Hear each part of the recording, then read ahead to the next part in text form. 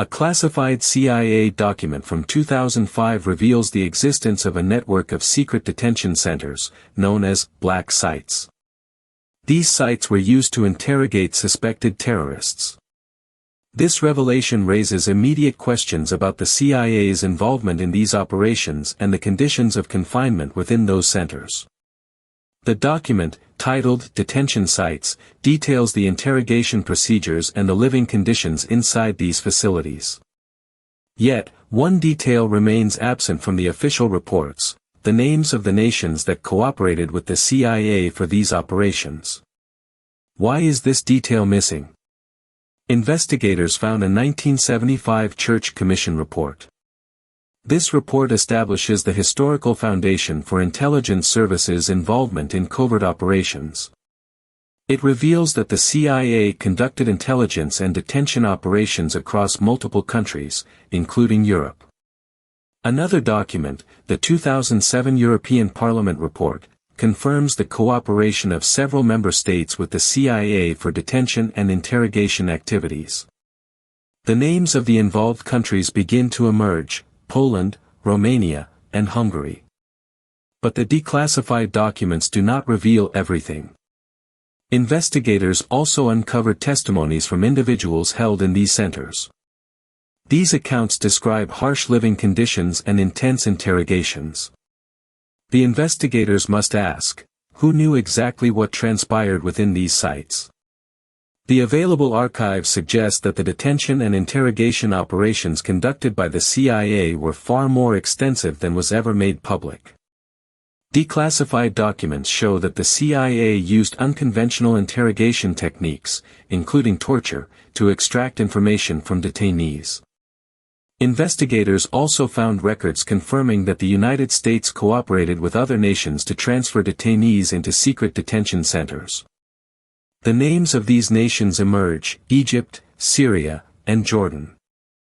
The investigators must ask, who benefited from this secret detention network? The declassified documents further reveal that the CIA's detention and interrogation operations received approval from the highest levels of the American government, including President George W. Bush.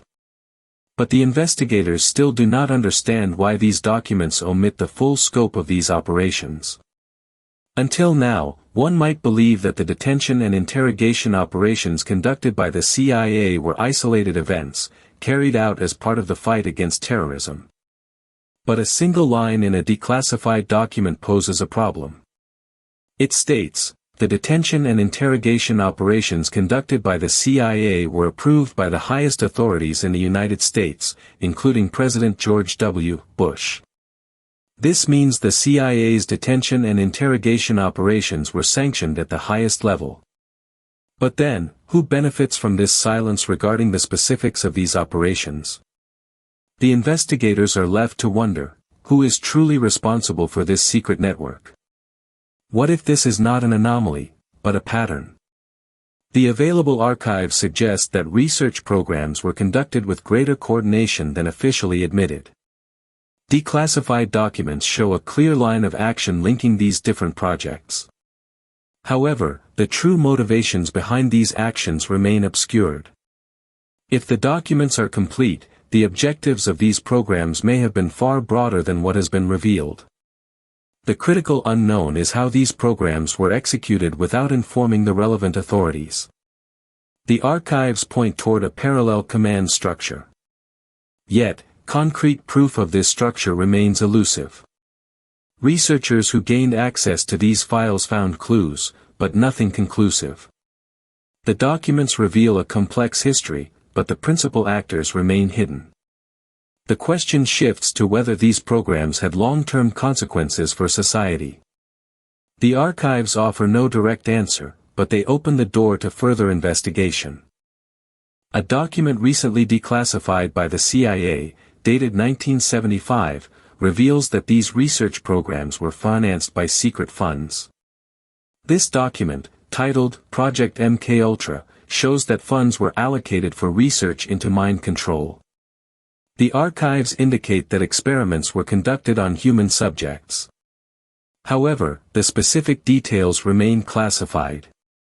The document also shows that researchers collaborated with government agencies to develop manipulation techniques.